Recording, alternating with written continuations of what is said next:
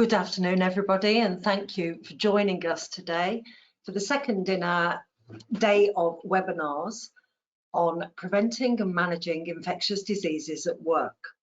We'll just give it another moment if you can bear with us while people are still joining, and then we'll do some housekeeping.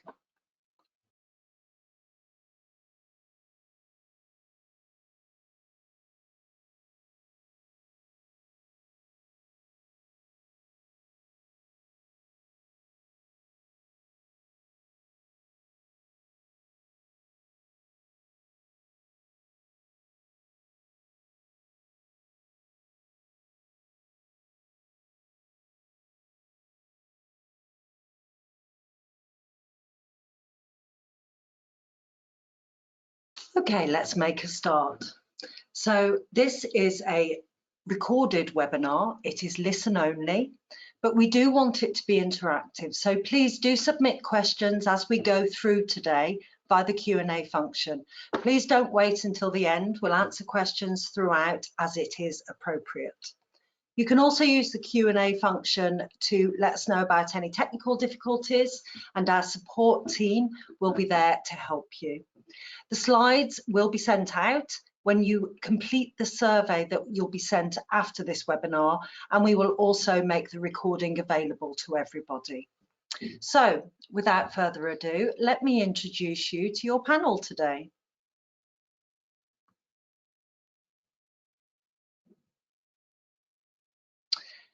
While everybody is coming on camera, let me introduce myself. My name is Sally Swingewood. I'm the Committee Manager of the ISO Technical Committee for Occupational Health and Safety Management and a Lead Standards Development Manager for BSI. And now I'm going to ask you to introduce yourselves as I see you on the screen. So Kevin, would you like to go first, please? Hello, I'm Kevin Bampton. I'm the Chief Executive Officer of the British Occupational Hygiene Society. That's the Chartered Society for Worker Health Protection. I'm also Chair of BSI's Health and Safety Management Committee and on the board of the Council of Work and Health. Thank you, Kevin. Your audio is a little bit low. Perhaps you can speak up for us as we go on. Thank you. Charles, would you like to introduce yourself? Hello, everybody. My name is Charles Spencer. I'm a Principal Health and Safety Consultant at an organisation called OH&S. Predominantly, though, my background is environmental health. I'm an environmental health practitioner, and I'm a Chartered Fellow of the Chartered Institute of Environmental Health, and I represent the organisation at the BSI and other ISO meetings. Thank you, Charles. And Constance, please. Hello, everyone. I'm Constance Eheze. I'm a lecturer in business and management at the Leicester Castle Business School. My major focus is on health and safety management, looking at health and safety management in strategic leadership and governance. I'm a lead editor for most of the management systems, and I'm glad to be here today. I'm very glad you're all here. Welcome and thank you for joining us. I hope we can have a lively conversation, including with our attendees. So, as I said before, do ask us questions as we go. Let's go to the first slide, please.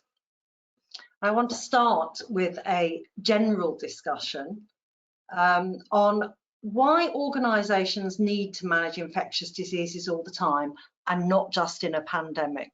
We're kind of coming out of the pandemic. Some people think it's entirely over, but there's still a lot of cases. People are still getting sick. People are still dying across the world. So we still have a focus on that. But Kevin, perhaps you can explain why it's important that we don't forget about infectious diseases as we move away from the immediate crisis of the COVID-19 pandemic. So infectious diseases, by their very definition, are able to adapt and evolve and systematically spread.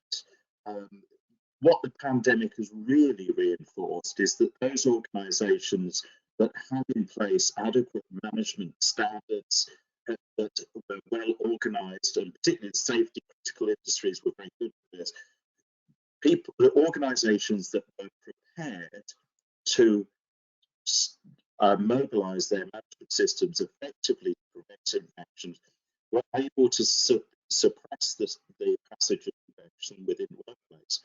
Surprisingly, those organisations that didn't have systems in place, didn't have systems in place to protect the workforce, actually suffered the worst. And if you look at our largest employer, the Health Service, when you look at the Health Service investigation branch prospective inspection on COVID, it highlighted the absence of effective management systems for infectious diseases, despite the fact you've got practically every infection prevention and control person working for that organisation.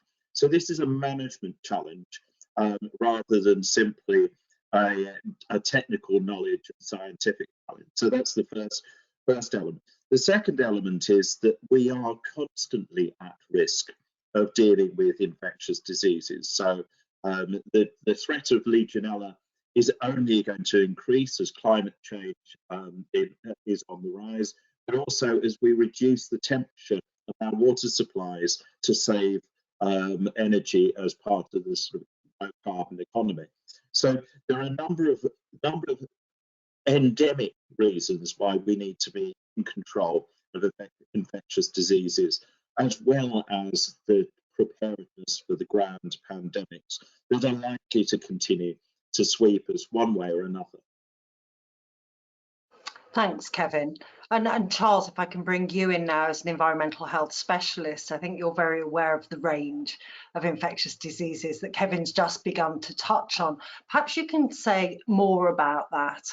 And I think we get the impression, certainly for a lot of organisations, that when they're managing health and safety, they don't really think about infectious diseases in the breadth that they are a challenge to us in the way that perhaps they should.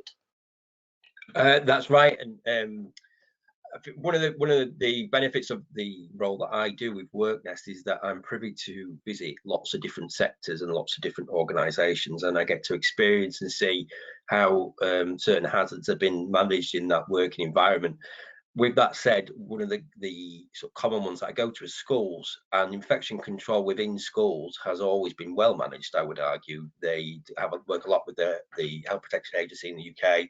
They've one of the key control measures that we have is a poster. So if a child comes in with something like impetigo or chickenpox or that sort, an infectious disease which could get spread within a classroom environment, we have certain control measures that are adopted, and predominantly we advise the parents in regards to that child or student attending the school for that day, for argument's sake. What I don't see though is you don't always see that in other working environments, and we've got very much, especially in the UK, this culture of people soldiering in when they're not well, and people coming in and say, look, I've not had a sick day for 30 years. And we'll say, we might not have had a sick day, but that virus that you've had has been given to somebody else, and now we've got 3 people off in our working environment. So in terms of the way that we look and we manage, as I said, just to echo what Kevin stated before, the pandemic did really bring to light how damaging something like this, like COVID, can be to a working environment, and what effect it can have on business.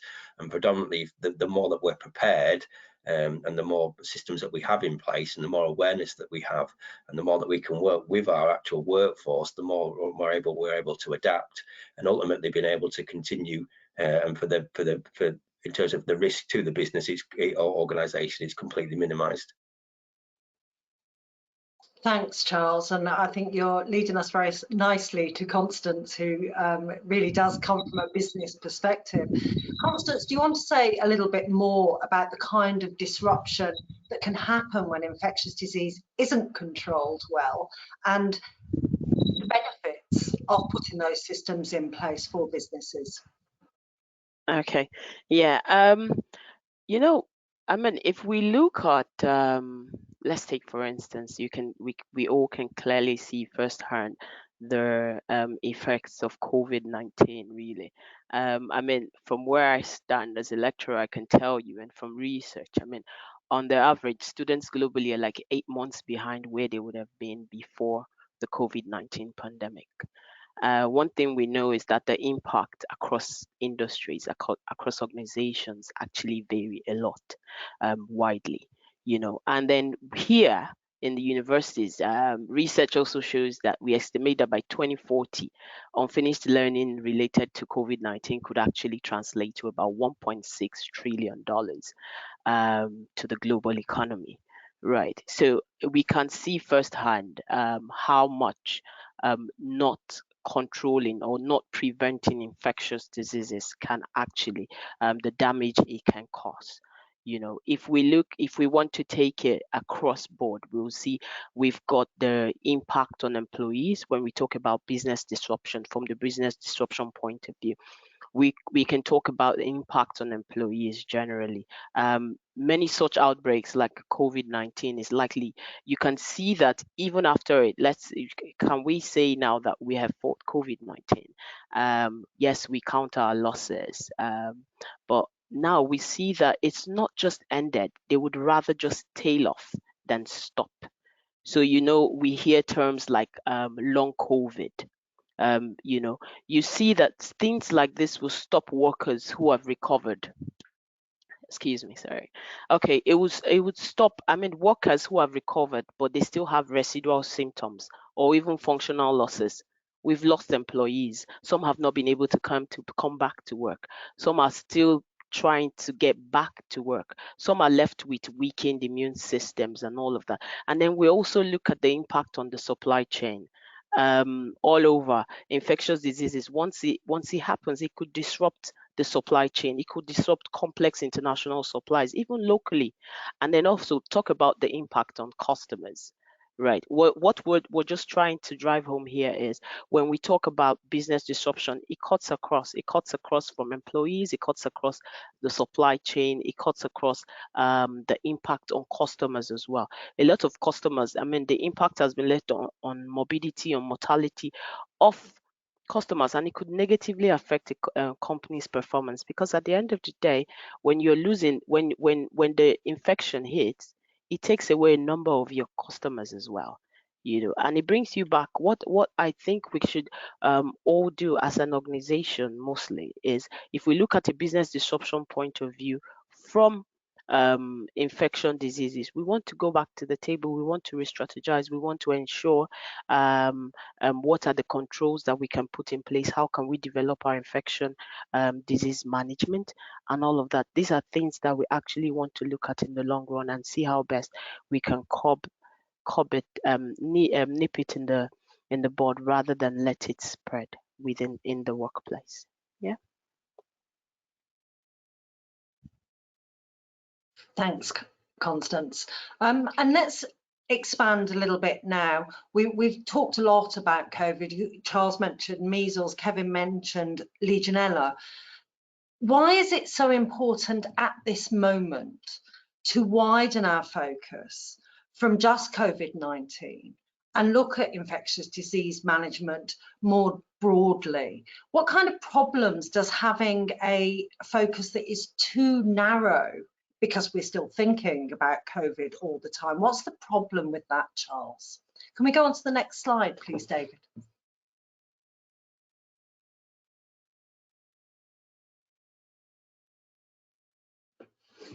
Obviously, one of the key problems is, as I say, if we just focus on one infectious disease, we ultimately feel that by just implementing control measures for that one, that it's going to affect the rest of them, and it's going to ultimately, lead us to be narrow-minded. We need to understand that there are lots of different types, different areas in which infectious diseases can spread within our workforce, but we also need to be mindful as well that we may need specific or different control measures depending on what we're doing and how we're working.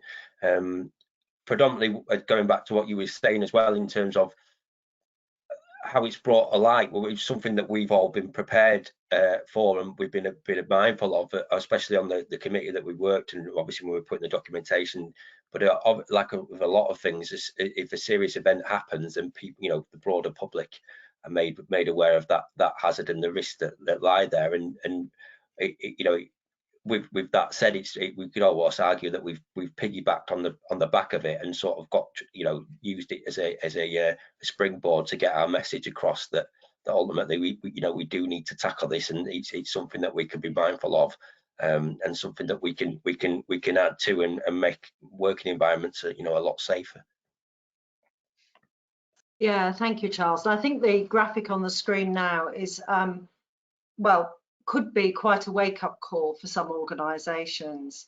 In occupational health and safety management, there's a long-standing notion that we aren't too bad in the UK on safety. We understand safety. We're quite good at putting machine guards up and wearing harnesses or hard hats or those things that can bodily injure us.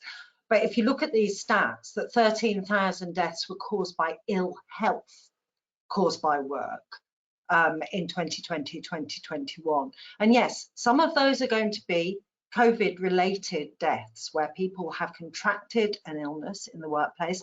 Other things will be to do with lung injury from inhalation or something, but it does show the scale of the problem and the fact that infectious disease is a big part of health and safety management. It has an impact on organisations. Constance, what advice would you give? How can organisations get out of this mindset?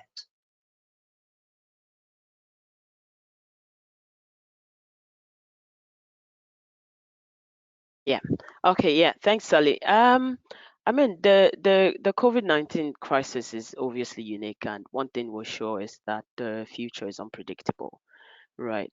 What I think is let's start by looking at things that we can't see. For the organization, the structures, the strategy, the environment, and the policies that shape people's lives. In the workplace. At the end of the day, your business is only as good as your people.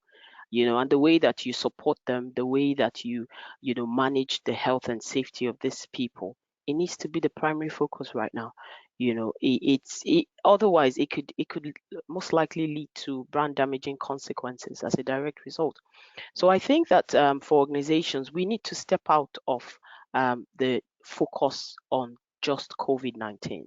Yes, COVID-19 has been it obviously was really unique when it struck. But one thing is we know that there will be others in the future. So we want to step into a more comprehensive and strategic way of thinking about the problem of infectious diseases in order for us to be able to minimize the impact, really. Organizations need to understand infectious disease management from both individual, organization, and the community levels at large. That's the only way that we can really actually be able to focus and see beyond what is now. Right. So let's know what are the infectious diseases factor? What are the effective risk communication principles and approaches to these infectious diseases? What are the response management? What are the implementation of infectious disease management plan? For us to let's include infection control, include PPEs, and then evaluate these infectious disease management activities that we've got. It's not just COVID-19 like it is. There was Ebola. There were other diseases before now. There will be others after now. So we need to move our focus to a more broader view. We need to see it beyond just what it is now. And then another thing that I really would love to add is that organizations should participate in sustainable business practices. That's where we are going. It's a great step, in the right direction, as sustainable businesses like we see now, they consider a wide array of environmental, economic, social factors when they're making business decisions, which at the long run, what we're trying to prevent is infectious diseases. And if we come down and we look at the more beyond just curbing global challenges, you also want to look at most investors these days, would actually consider a company's carbon footprint, water usage, all of these things at the long run could also help us in curbing infectious diseases spread and even prevent them, from before they start. So I think that organizations should take a more strategic and comprehensive way of thinking about the problem of infectious diseases. Yeah. Thanks, Constance. And yeah, that's a really good point, isn't it? Because we have traditionally had a bit of a silo mentality where occupational health and safety sits over here, and then perhaps environmental management sits over here and quality management sits over here, when actually they're all completely interlinked. If we can go on to the next slide, please. I'd like to pick up with you, Kevin. We've learned a lot, haven't we, during our pandemic experience? And what can we take forward? What should we be hanging on to, the good practices that we introduced, perhaps in those first months of the crisis? What should we keep? I mean, is it inevitable that infectious diseases spread in an organisation? Is it inevitable that we are going to go forward with organisations thinking this is work related and that's outside there? Or are we going to build on this experience that actually the community and work, you can't separate them? I think, I mean, you're spot on there, Sally. COVID in some ways has proved the value of the workplace and the workplace as a control for public health beyond anything you could ever imagine. In the second lockdown, the January lockdown, when the only place where there was a high risk of infection being spread was the workplace, because basically social life had been locked down, we discovered whether or not UK businesses could control infection using relatively simple techniques, and they did. If you look at decline in the number of cases of COVID, and that shows that the management capability, the capacity, the ingenuity of British business to control a public health risk like COVID is quite considerable. So the first thing is we can. That's what we learned. It wasn't a case of COVID just rolling over UK industry and nobody being able to deal with it. What the nighttime economy managed to do, what hospitality managed to do, what universities through to critical industries all managed to deal with this incredibly difficult and unknown property. So the first thing is that capability. We don't need to accept it. The second thing we learn is that we have a tight labour market.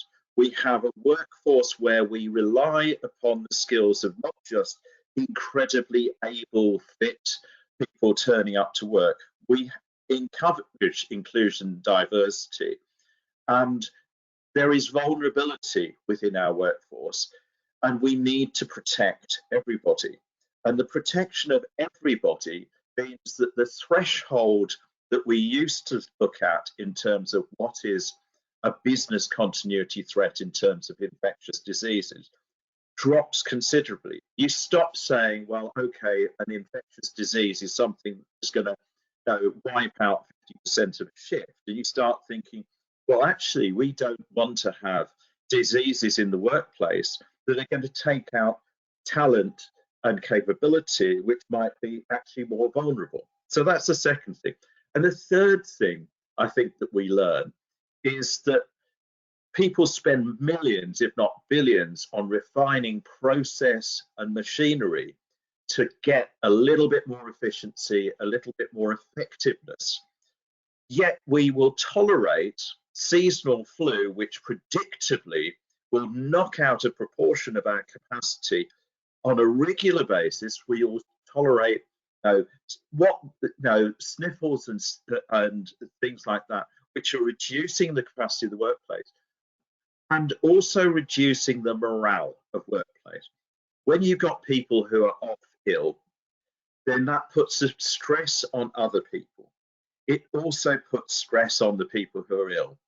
That has an impact on mental health. And when we look at the stats from HSE showing that 50% of lost days in terms of illness related to mental health, the relationship between what you call sort of a high tolerance infectious disease, a respiratory disease like a nasty cough or an unpleasant flu, and the mental health impact and therefore the productivity impact is actually high. So we know we probably all remember when people were saying at the beginning of COVID, oh, well, it's just a bad case of flu. Well, even if it was, it would have taken billions of British productivity. And we need to rethink productivity in the line of let's keep people healthy, keep them physically healthy, relate to mental health, let's keep everyone healthy. The vulnerable workers are also the people who can contribute as much, if not more, than everybody else. And we can do it. Yeah, I couldn't agree more, Kevin. I want to give you a round of applause. I want to come to Constance now, please. You're conducting research in the relevance of health and safety management representation in leadership. And this is something ISO 45001, the standard that sets out requirements for a management system for occupational health and safety. It emphasises the importance of leadership. Do you think an understanding of the potential disruption from infectious disease is important to leadership? And more, is it something they're getting? Is it something that is now permanently on their radar as opposed to temporarily? Yeah, I think that Saleh, it's a journey in itself, and most organizations, from my research, are beginning to embrace health and safety in leadership. And like I always, like the words I love to always use is, if you know better, I mean, you would do better, really. Business leaders who are aware of the changing nature of commercial infectious diseases, actually they are better able to position their organizations to avoid exposure. Most times they respond more effectively, and then they support global health security for the good of community. Before now, it used to be, oh, most businesses are in need to make profit. But we can see that it's gone beyond that. It's not just about profit for businesses anymore. You need to be able to contribute to the good of community and society to be a sustainable business, really. And leadership plays a key part in that. Right. We recognize that companies are in different phases of dealing with infectious diseases, and then the impacts, like we saw with COVID-19, would actually vary by geography and sector. But one thing that stands out really is that for us to be able to better avert or mitigate infectious diseases or a potential disruption from these infectious diseases, then we need to actually look at, we need to actually have health and safety embedded in leadership. Yeah. I'll give an example very quickly. When COVID-19 hit, I was working with an organization in the capacity of head health and safety at the time, and I was reporting into the corporate service directorate at the time. When COVID-19 hit, most of us were, of course, we were working 5 days a week from the office, right? But things were going to change and change really rapidly. So I sat down with the CS directorate at the time, and I said, okay, we need to review our business continuity plan immediately with input from all stakeholders. That was one thing. I'd shared the result of my risk assessment. Or can we get PPEs at work? Can we begin to put in engineering, environmental, and administrative controls? Maybe looking at workplace shields, screens, and all of that. Communicating constantly with the workers. One thing that worked there, right? And of course, we were going to have to gradually phase into remote working, which wasn't at the time. Right. But one thing that worked and one thing that stood out is the fact that we were only able to achieve this because we had health and safety, sat in the corporate board. We had health and safety reporting in there. We had, it was embedded in leadership. And the only way we could have achieved this was through that. Right. And of course, at that time, we were able to quickly mitigate, we were able to quickly curb a situation that would have been worse if not that we had health and safety in leadership.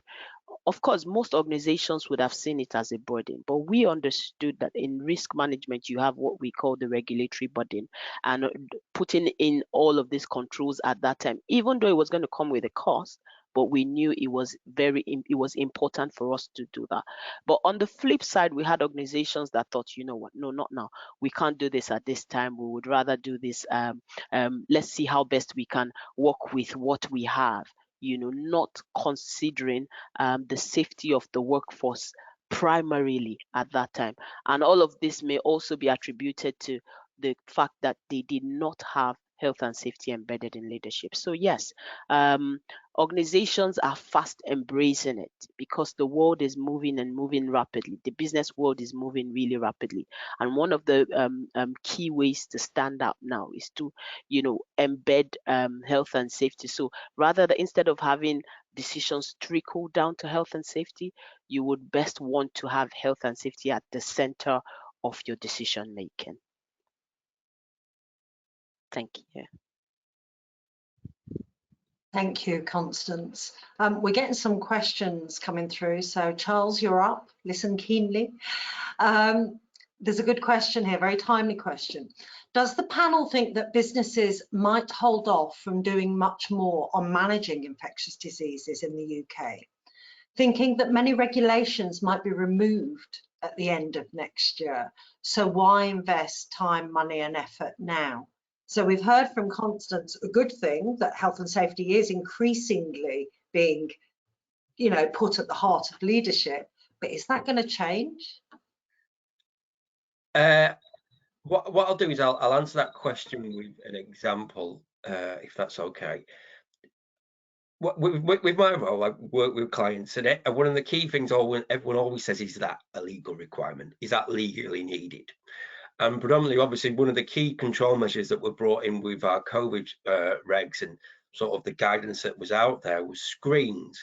And the good thing about a screen during COVID time was it provided a barrier in between yourself and another person. So when we had this test and trace system in place, one of the when they were doing this tracking and looking at ways in which you've been in contact with people, if you were behind a screen, predominantly you weren't told to isolate, which was obviously one of the big factors in terms of COVID management.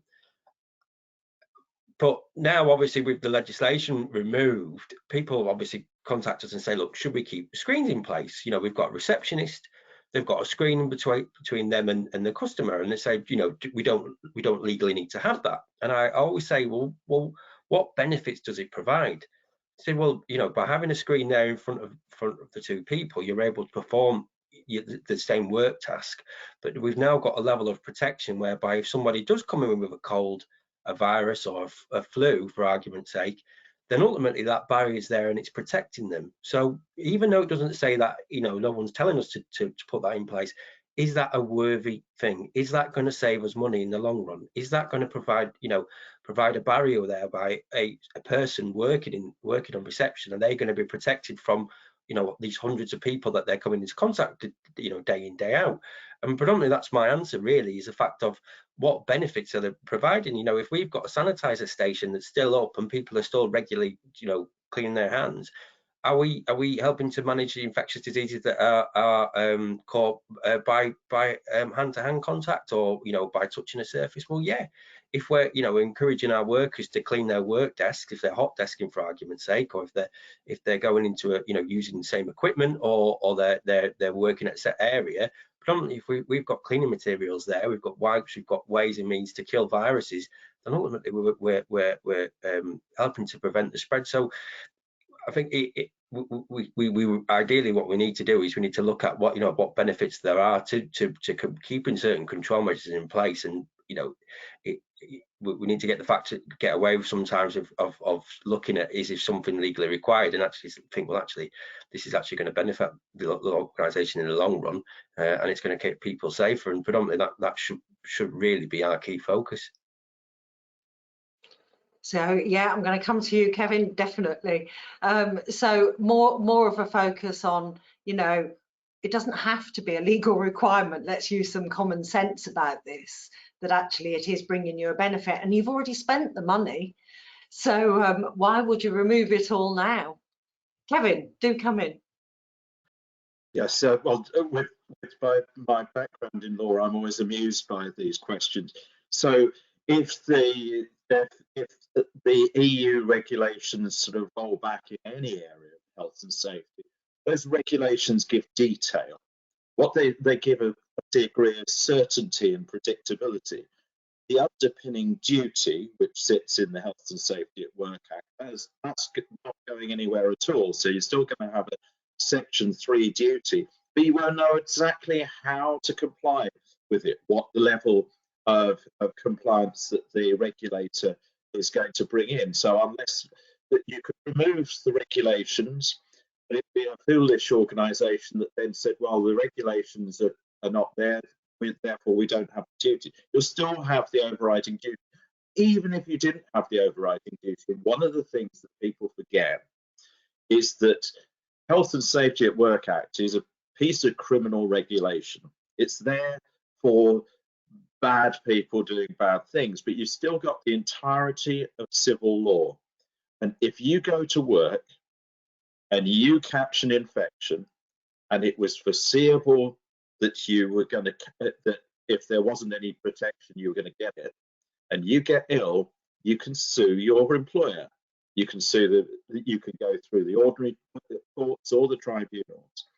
And if you haven't got the defence as an employer to say, well, I followed the regulatory standards, and unless you could show that you are following some form of accepted industry standard or protection, you would fail in meeting your standard of care, and you would be open to liability for the full extent of damage. So in some ways, the legislative and regulatory protections are as much as to benefit a business in terms of business certainty about their liability and responsibility as anything. So be better the devil that we know may be, but any organisation that thinks that dismantling their good practice now or when the regulations might change is going to make them any less legally responsible will find themselves in a very unfortunate situation. The standards will be less predictable, but that doesn't mean they'll be lower. So a note of caution here from somebody who knows with a legal background. Businesses, take heed. Don't just strip everything away because you are still liable. You are meant to look after your workers. I have had another question come in through from the audience, Constance, which seems suited to you. Why do most management training courses not include any significant level of training in roles and responsibilities for health and safety teams? If more was done by academia in these courses, wouldn't it help drive the understanding that leaders need to be better trained in health and safety? So a competence question. Yeah, thank you very much for that. It's I mean, I think that now more than before. I see a few. I've had to deliver trainings to leaderships in organizations on health and safety management. More managerial trainings, management trainings are actually. I know that in this year I've undertaken much more than I did and prior to COVID-19.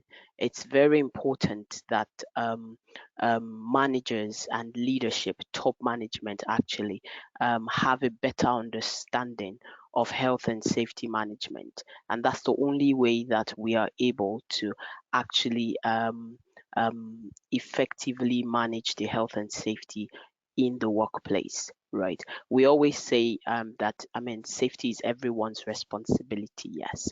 But like I said earlier, if you know better, you would do better. And it's important for us to actually train, you know, so not just the like we say daily, not just the workforce also includes leadership, as well. So it's also important that we actually train managers and top management on the need for health and safety management. Yeah.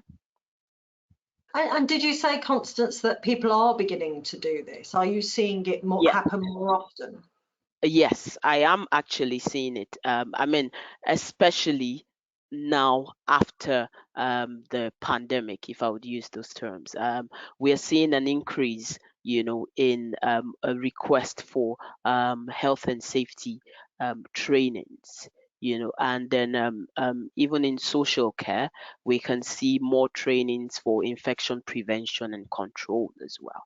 Right. So yes, I would say that that's a good question to ask, and it's important for us to actually understand that this training and awareness is also very important. Right. So we need to actually push that a lot more, and competency of the staff is the only way we can achieve that. Right. So maybe we will in future see more business management courses actually include more health and safety in those courses. Yes. I think that the term health and safety management now is more is more embraced as compared to what it used to be. Otherwise, before now, businesses used to see it as just one sector, just one person in the business. So someone is appointed to oversee health and safety management, and that's it. And everyone thinks, oh, this is not done right. Oh, ask the safety officer. But it's the awareness, and it's getting more and more. People are more aware of it now. People are more aware of the need for health and safety management. People are seeing it more as everyone's responsibility, rather than just putting it on a team or one person, one individual. Right. Thanks, Constance. And before we move into another area, one more question coming back to you, Charles. Interesting, you use screens as an example of a benefit. What about the negative impact they have on ventilation? The building services will have been commissioned to operate without screens, causing stagnation zones. So the addition of these barriers then creates pockets of stale air where airborne pathogens can hang out. Is that something that's considered? Great question. It depends very much on where the screen is, the size of the screen, and how it's been encompassed into that building. So predominantly, they do have a point if it's been used as a physical barrier, but not all screens go to the ceiling and to the floor. They can vary in size and design. So I can see that person's argument. They do have a very good point in regards to ventilation, but not all screens are designed that way. And ultimately, it would be through a process of assessment. And that was one example. And if we found that it's causing another issue, then it's not a suitable control measure. So they do have a point. Very diplomatic answer there, Charles. Thank you. Okay, so we have been talking a lot about COVID. Of course, we've been talking a lot about COVID. This session is about post-pandemic and the rest of it. But when we talk about infectious diseases, I think many of us, particularly non-experts, do think about things that are contagious, things that can be passed on from person to person. Perhaps stay with you for a moment, Charles. Can you explain a little bit more about the range of infectious diseases so we don't get too hung up on coughs and colds and respiratory illnesses and measles?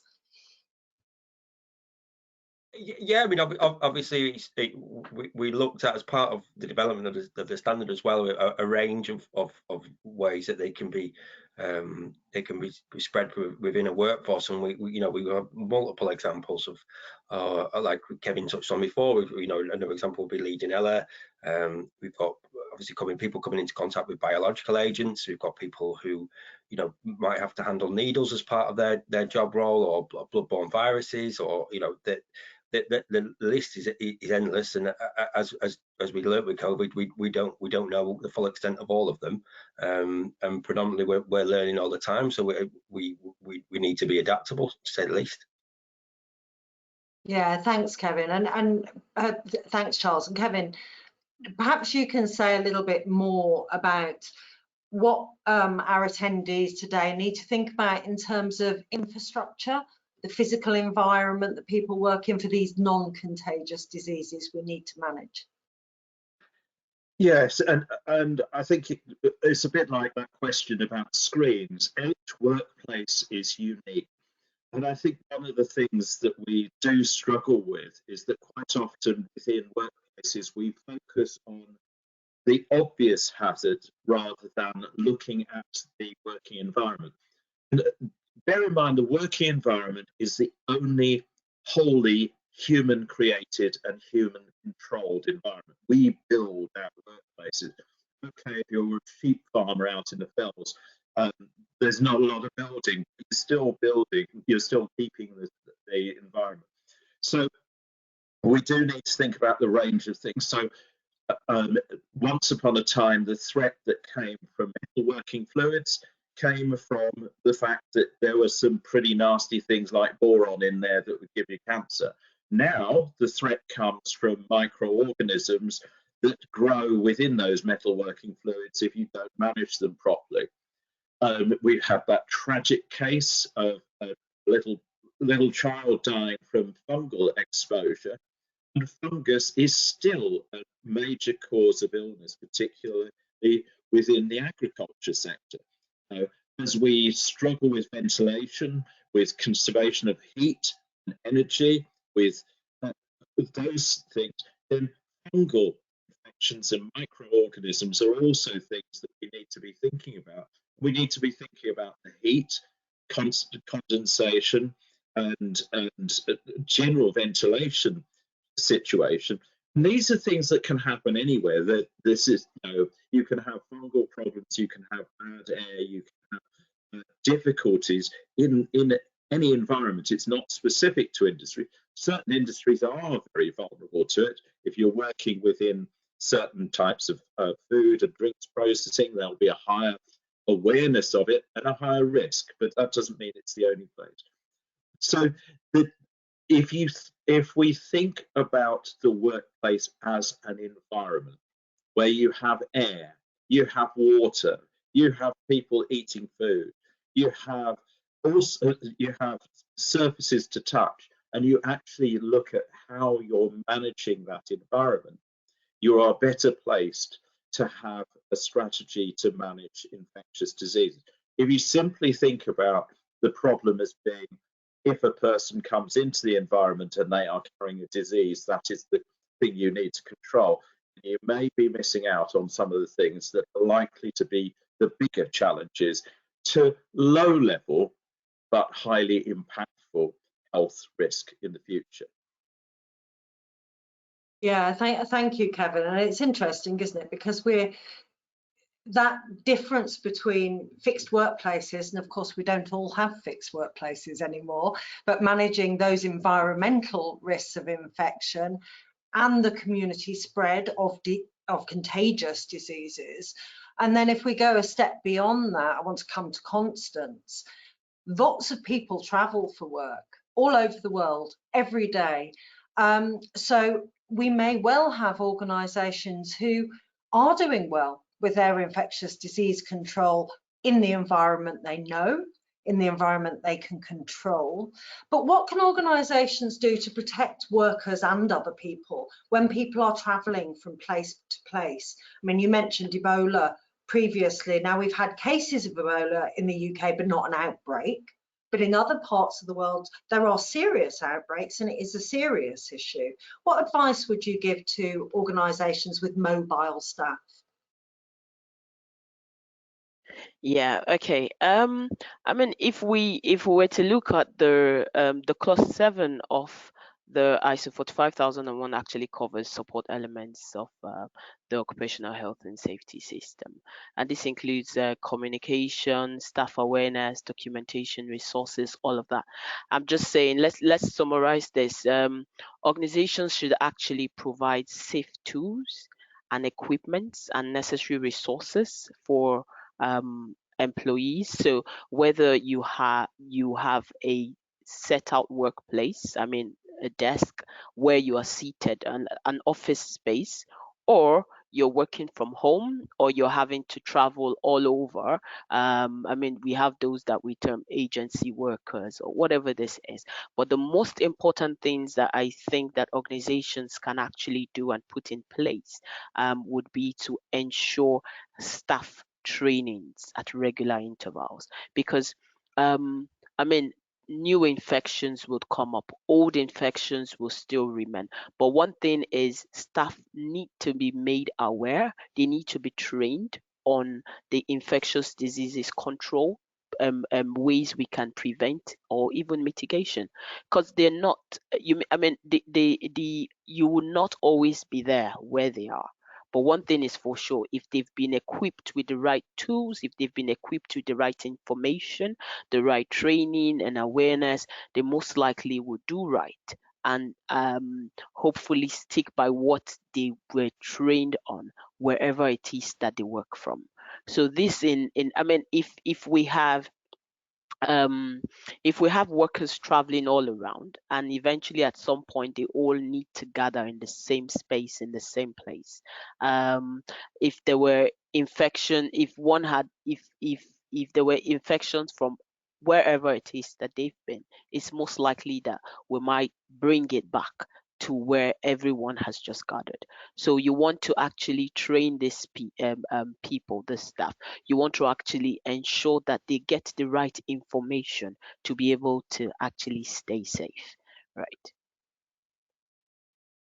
And that made me smile slightly, Constance, as the manager of an international occupational health and safety committee, where pre-pandemic, at least a couple of times a year, people would come from 100 countries to one place and bring all their germs with them and all their potential pathogens with them. And it was a big, lively debate in the international health and safety community about whether we should ever return to face-to-face meetings, given just what an awful breeding ground that is for illness when we do bring people, that many people from that many places into a single place, with all the transit points they go through, and then they're going back to their friends and their families and communities. And it's led to a very interesting discussion, which really speaks also to our move more to remote working. And as a committee, we have decided we will never go back to those big events again. We might do small physical meetings with far fewer people from less places, more regional events. So you're keeping regional illnesses in a region rather than bringing them from all over the world. So yeah, very interesting point that you raised there, Constance. Thank you. And very pertinent to the work that we do as individuals, as well as the outputs that we give. If we can go on, please. We've touched on this idea of new emerging diseases. COVID-19 is unlikely to be the last pandemic that we see in our lifetimes, not least because the climate is changing. Environments that human beings weren't previously in are becoming exposed. Animals are coming out of those environments. We've heard tales of ice melting and revealing pathogens that haven't been seen for thousands of years. So how are we going to make sure we're not taken by surprise next time, Kevin? What can we plan? What can we do to make sure we are prepared when the next major health challenge hits our world? Well, it's always the great challenge in life, working out how to be prepared for the unpredictable. The things that we do know is that human vulnerability to illness, especially to sort of contagious illness, is through respiration, through contact, and through what we ingest. And unless you're a sex worker, you're unlikely to be sort of exposed via the route of sexual transmission. So there are limited routes of transmission. And some of the things that you can do to be prepared is to have the capability to manage transmission routes. So ventilation became a big issue in COVID, and ventilation will always be a very powerful tool for airborne respiratory illnesses. And as we build new buildings and go low carbon, etc., building buildings where you cannot ventilate it is preparing to have a challenge in terms of aerosol transmission. So some of the planning is about planning, making sure you don't forget the obvious. The obvious is if you've got the potential threat of airborne respiratory illness, which is possibly the most likely, then you need to have the infrastructure to cope with that. And you can't wrap up everyone in masks all the time. You'd want to be able to have good respiratory protection through ventilation, through having spaces, through designing buildings and workspaces so that there is space. We're not in a world now where everybody needs to be crammed together in a factory or in an office, etc. We can remote work, and there are additional benefits to having that additional space. So I was recently in a discussion with a number of professional bodies and HSEs about space for people for mental health purposes, to give people room to relax, so how we design around better ventilation, respiratory care, etc. But it's also having a lower tolerance threshold for infection within the workplace, to manage it so that we don't sort of say, well, no, flu, we just live with that. If you have good controls for the things you know about, then often the unexpected and emerging diseases are a ramped up version of that. COVID is not flu, but actually it's got a lot of transmission similarities to flu.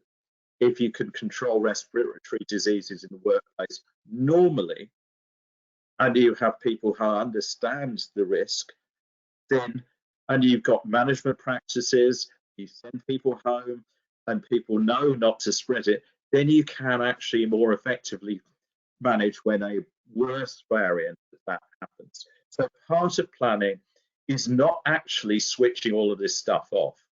It's changing our risk appetite, having management systems that reflect that risk appetite, and designing so that we can manage the predictable risks in a way that is going to be effective and not require us knocking holes in the walls or smashing out ambulance windows just to get a bit of fresh air in. Thank you, Kevin. And I think you're absolutely right. Not taking away the good practices that we've learned is a really good start for this. But Charles, we've talked a lot in the ISO committee about how do we stay aware of what's coming? You know, how do you get the information? How do you know when something should be on your radar? Can you give our attendees some advice as to where they can go for current and emerging information that they can trust in this world of misinformation? I think we could spend all day arguing who's a good source and who's a bad source of information.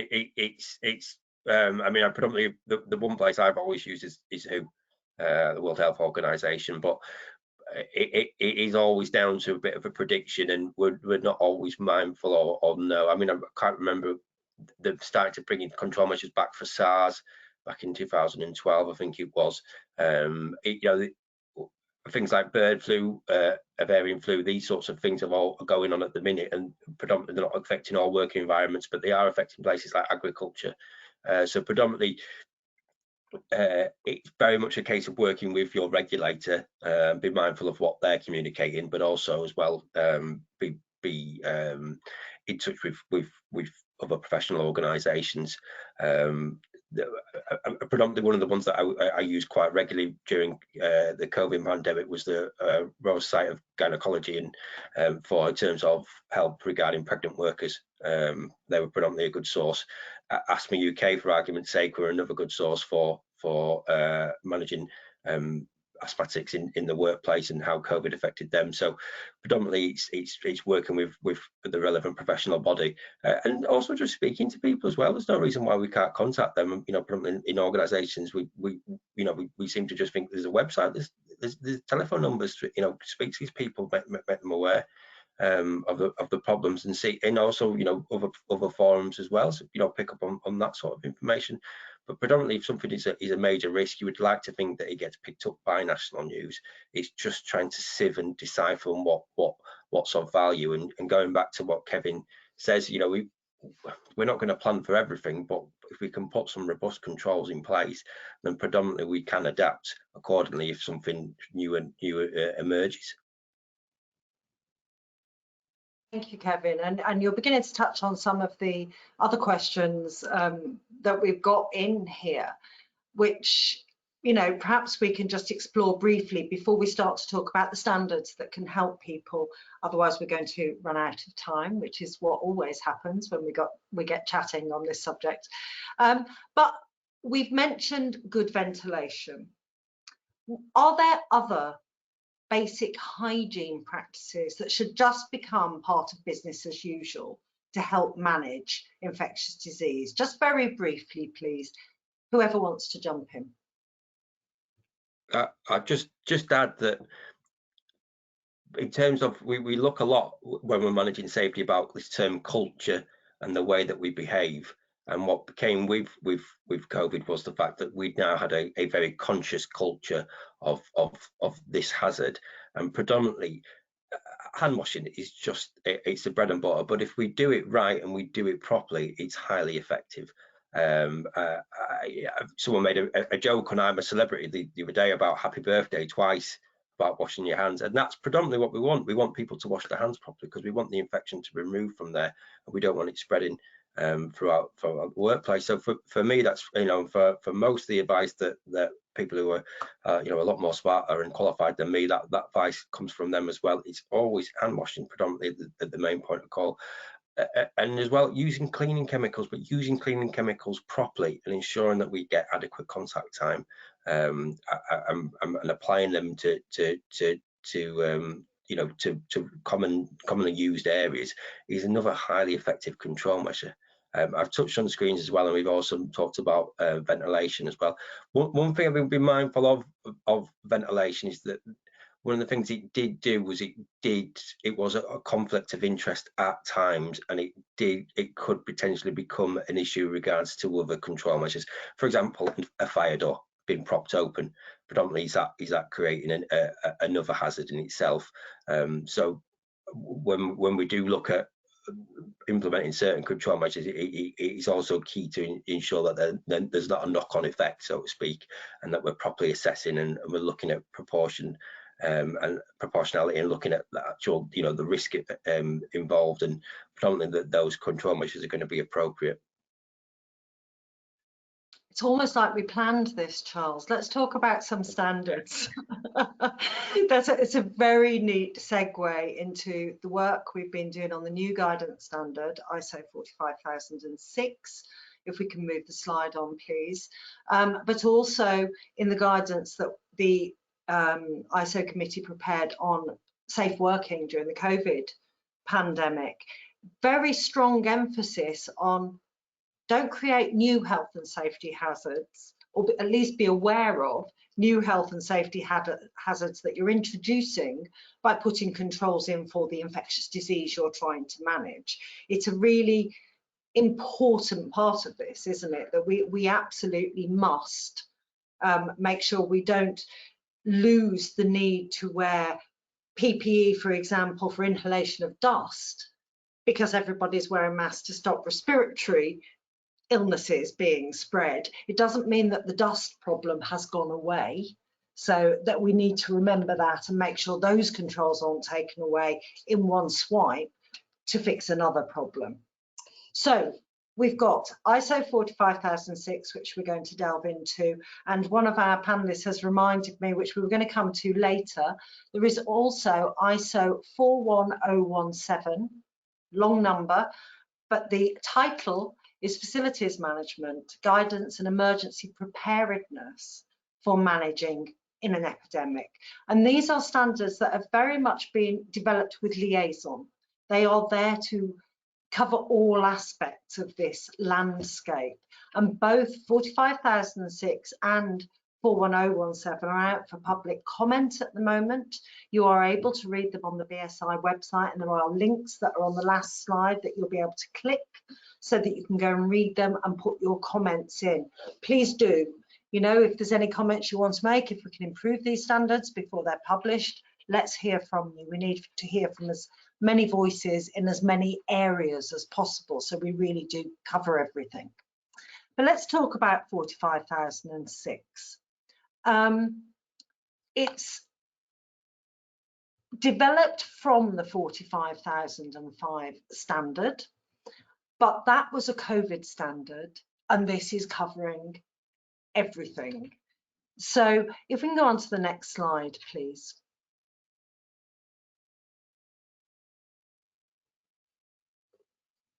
If we can move on.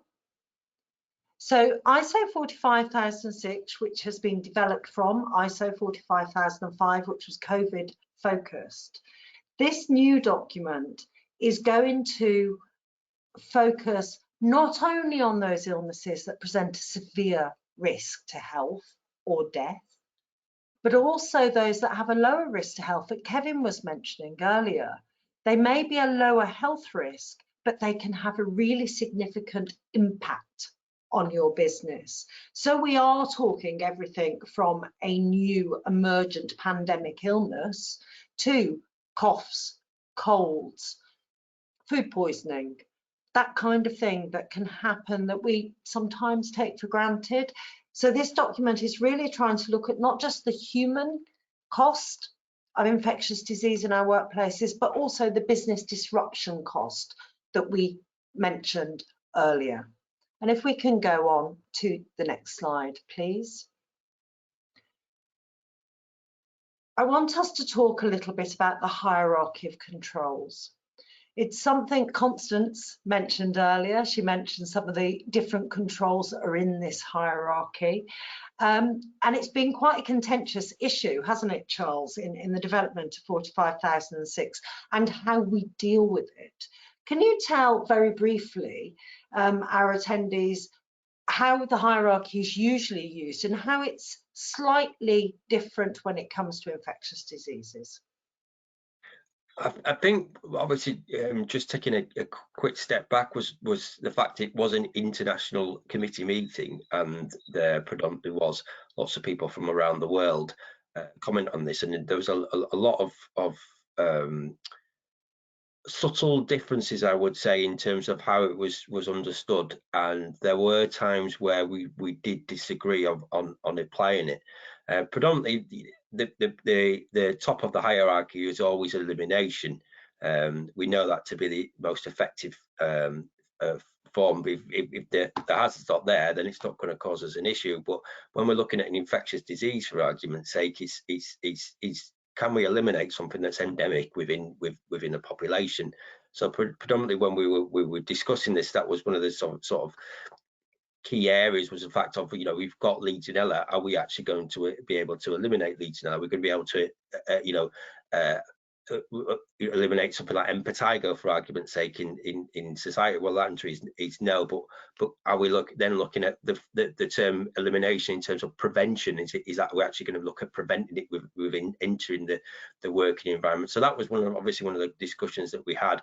But predominantly, as we say, like you tend to find, especially in certain working environments, I've worked with construction companies, and they just want to stick, a pair of hard hat and a pair of safety boots on someone. And predominantly what we try and get the message across of when we're using the hierarchy of control, that's the bottom of the hierarchy, because ultimately, as we work down, we find that the ones higher up the list are more effective. And ultimately, we didn't want to just be a document whereby we said give everybody a face covering or a face mask. Predominantly, it was a case of obviously trying to look at it and look at the key elements in terms of things like substitution and putting barriers in place, and obviously the administrative controls as well, and look at how they're communicated. Because again, going back to it, this is an international document and the way that we conveyed and communicated that message, there might be certain issues or the ways that it's translated at times that we needed to consider. Predominantly, and you know, there's a lot of work that went into the style of language and the way that we developed it, and to ensure that we were getting that message across that we intended. Yeah, thanks, Charles. There are absolutely a lot of considerations in developing an international document that potentially can be translated into hundreds of languages. We've got to make sure it's very clear. We've got to make sure it's unambiguous.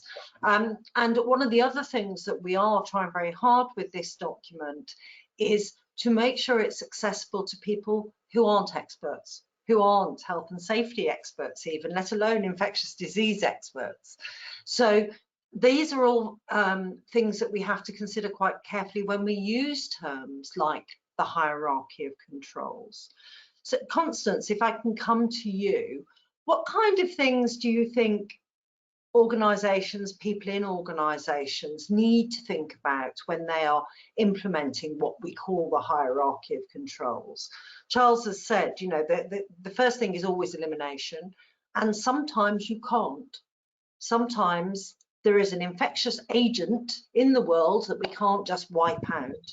We can't do as well for everything as we did for, you know, the 1 or 2 diseases that vaccination managed to really contain. So what would you advise organisations to think about?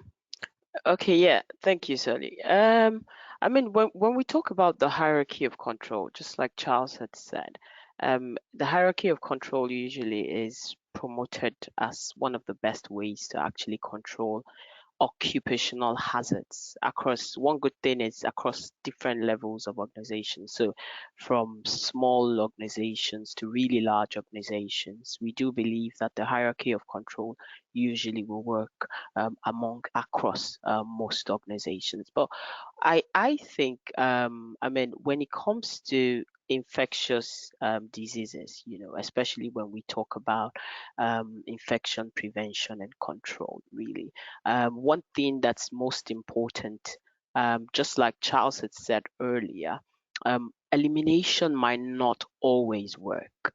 Right, and we do understand that when it comes to infectious diseases. So understanding how the infection is spread is actually crucial for effective infection prevention and control. Because if we cannot always eliminate it, then we want to know how the spread, what happens, how is this infection spread. So like one of the trainings delivered for the social care some time back, we talked about how the chain of this, what we call the chain of infection, and it actually contains 6 links. One of the most effective ways is actually to break that chain at any link. So the more links you can actually break the chain, then the greater the protection. Considering that our argument is we may not always be able to eliminate these infectious diseases. So when we talk about the links of the chain of infection, right, we're probably looking at, okay, what pathogen are we looking at? What's the reservoir? Where does he, how does he get into, right? How does he exit also the reservoir? You know, how does someone else pick it up? What's the point of entry? And then we now look at maybe like susceptible hosts and all of that. So one thing that I generally would say when it comes to infection prevention and control, I always say that when we want to apply the hierarchy of control principles to infection prevention and control, what we're most likely thinking of and looking at is, the first point will be reducing the hazard. Understanding now that we might not always be able to eliminate that infectious diseases. So we're thinking of, okay, how do we reduce the hazard of the infectious disease, right? How do we change what we do? So when I say, okay, what changing what we do, what are the things we can put in place to actually see that, okay, what we are doing now, how do we do it differently? Right, and then we look at changing where we work. So I'm not saying, and there might be times when we might not be able to change that place or location or where we work, but there are things around it that we can change. I think Charles and Kevin talked about ventilation, cleaning your surfaces, washing your hands regularly, which will come into changing how we work, right? And then, of course, lastly, it still brings us into the use of PPEs. Right, nowadays we look at the use of mask because we need to curb the exit point of the infection. So when it comes to the hierarchy of control with infectious diseases and control with infectious diseases, yes, it may not be the regular or hierarchy of control as you know it, because most times we're unable to absolutely eliminate or take away that infectious disease. But then there are other things we can also do, and that we would term as the hierarchy of control in infectious disease control, right? Thank you, Constance. And Kevin, I'm going to finally come to you on the hierarchy question, because it comes up so often, and yet so many small business owners, ordinary people running a company, just getting on with their day-to-day job, they don't know what it means, and they don't, it's jargon, it goes over their head. And Constance and Charles have given us some really good examples. But I wonder if you could talk a little bit more about the principles of starting at the top and working down, but also the practicalities of using different controls to get the best outcome. Yeah, and hierarchy controls is one of these things that it's very misunderstood. I would simplify it. Sometimes I'm a very simple person. If you want to reduce the risk of having a bad outcome from an aircraft situation, you don't get on the aircraft in the first place. That's elimination. You just don't choose that mode of transport. But that's not always going to be possible if you want to get to Australia next week. So you've got to get on the aircraft. If you could go by boats, that's a substitute. It'll get you there, but it won't get you there next week. So you can try a different route. But once you're on the aircraft, then you're sort of thinking, well, I hope it's been built right so it doesn't fall out of the air. That's where you're sort of talking about engineering. And if something goes wrong, I hope the pilots have been trained to deal with emergency situations, and that's the kind of administrative control. And if all else fails, is there a parachute on my seat? Now, you wouldn't get on a plane saying, right, actually my default is I'm going to get the parachute out. I don't really want to worry about whether the plane's wings are going to fall off or whether the pilots know what they're doing. As long as I've got a parachute, I'm okay. And that's why the race to PPE, whether it's a hard hat or it's a respiratory protection, etc., is a bit daft, because you're automatically accepting that you've given up on everything else. Now, if you're the average business owner, actually you'll take certain business risks, but you'll try and eliminate others. You might think, well, actually, infectious disease, what's that going to do for me? It's probably not going to harm me. This is back to a question that was asked: why doesn't management training have more focus on health and safety? And I'd say that part of it is that whether it's on there in terms of business schools or whatever, there's a focus on things like controlling people. How do you get people to do stuff that you want to do and do it and perform better, etc.? There might be a focus on how are you more efficient. There's not a lot about stewardship, whether that's resources, raw materials, and particularly of people. How do you look after people as your precious resource?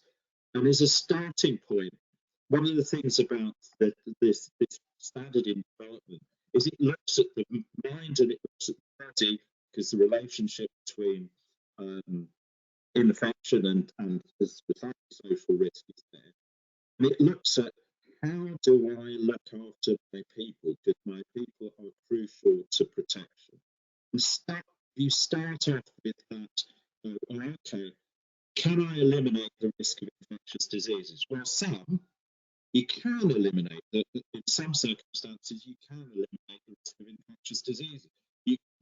there's a lot of virtual working, and some organisations don't actually meet at all. They're not, the workplace is not a place where you actually.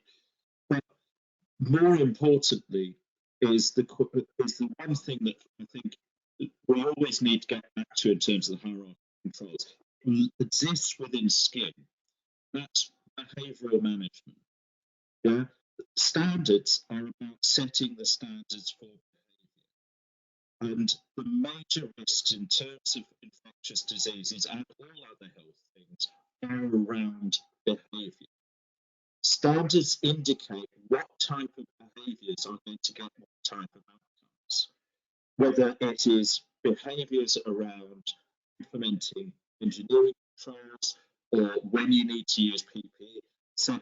This is about using the brain to solve the problem. And the great thing about standards is that rather than sitting there making it all up as you find it, you've got some kind of guidance to work through your management behaviours in order to achieve actual outcomes, whether or not they're engineering outcomes or administrative outcomes or rolling out PPE. What we learned from the pandemic, if we'd ever forgotten it, is that having PPE is not enough. You've got to be able to manage a PPE program. You've got to get it to the right people. It's got to fit. It's got to be fit tested. It's got to be disposed of. That's a management problem. The PPE sits within that. So the great thing about this standard, it might be like building the Tower of Babel, very hard to get the right language, but it focuses on this notion that you have to have a management position to be able to engage with the risks of infectious diseases. And these are the building blocks that you can use to create this. You don't need to be an expert in infection control. You just need to sort of follow some broad principles to activate your management thinking and your management skills. Thank you, Kevin. And we are rapidly running out of time. I'm going to come to each of you in a couple of moments to ask you for the one takeaway. What one piece of advice would you give organisations today?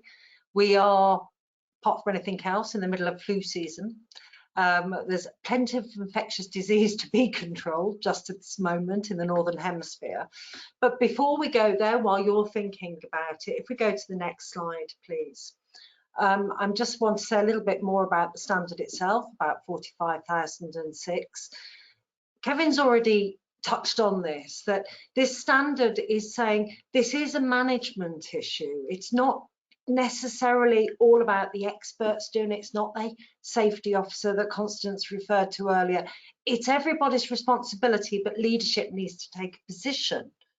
But I think it's really important that you know that you don't have to have a formal health and safety management system in place, such as one that complies to ISO 45001. We know you are managing your health and safety, whether you have a formal system in place or not. So the important thing, and what this guidance will help you do, is just embed it into how you manage all of your health and safety risks. It's just another part of the landscape, of the health and safety landscape. It doesn't need specialists to do it, but specialist advice is there if you need it. And you can just use this guidance, which is written as plainly as we have been able to. And if there's any questions, you can come back to the committee and tell us, and we will do our best to make it clearer still. But you can use it even from the draft that's there now to help you put some good practices in place. Don't wait for it to be polished and perfect. There's nothing in that standard that is incorrect. So please do use the guidance through the commenting phase, through the public commenting phase, to beef up your infection control in your workplace. Okay, let's go to those takeaways. I'm going to start with Constance. Constance, what one piece of advice would you give to organisations today to help them improve how they manage this risk?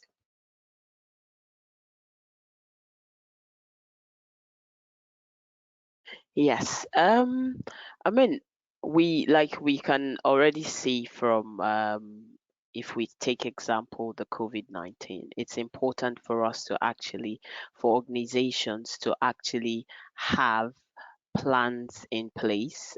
You need to plan for what's coming next. Preventive measures, sensible precautions should be put in place to provide, to protect the workforce, and of course to sustain output as well. So we actually need, yes, we do need an infection prevention management plan in place. It's one thing that all organizations should actually look forward to putting in place to ensure that we can a reoccurrence of what was before COVID does not happen, even when other infections and diseases do spring up in the future. Thank you. Wise words, Constance. And Charles, what advice would you give?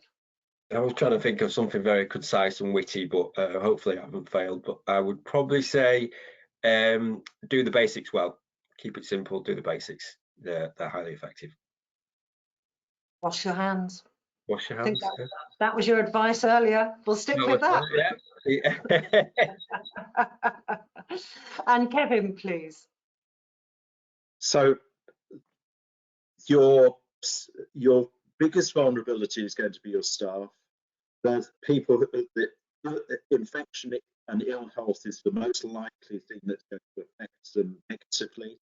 It's the most impact and most unpredictable. So you need to focus on that.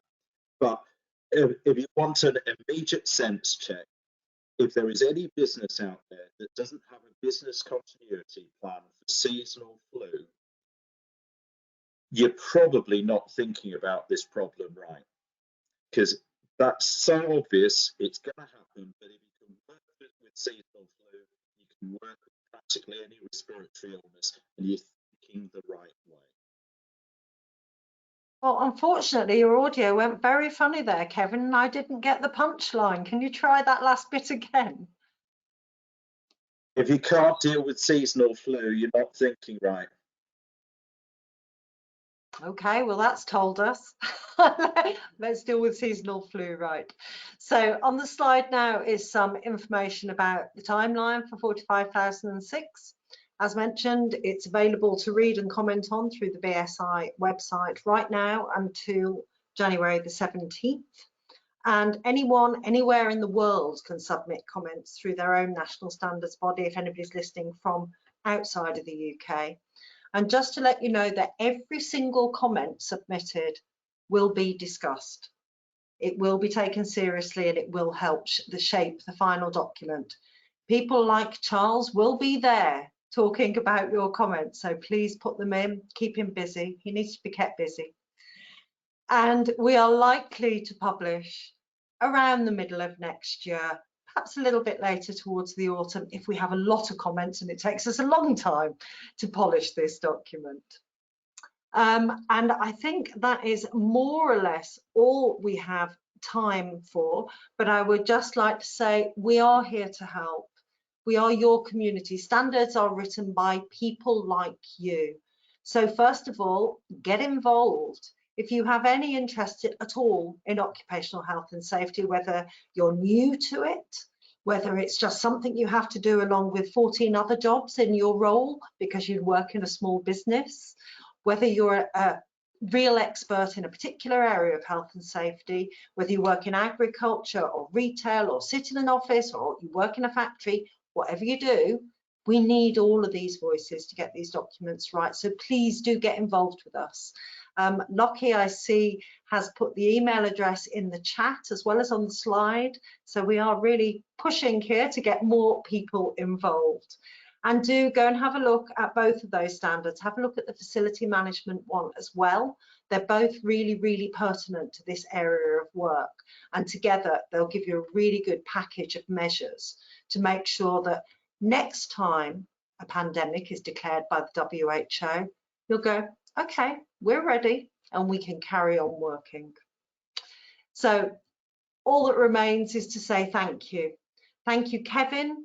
Thank you, Charles. Thank you, Constance, for being such great speakers today. Thank you, audience, for being with us and having a conversation with us. And I hope we'll see many of you at 3:30 this afternoon when we're going to talk about post-pandemic mental health at work. Thanks, everybody.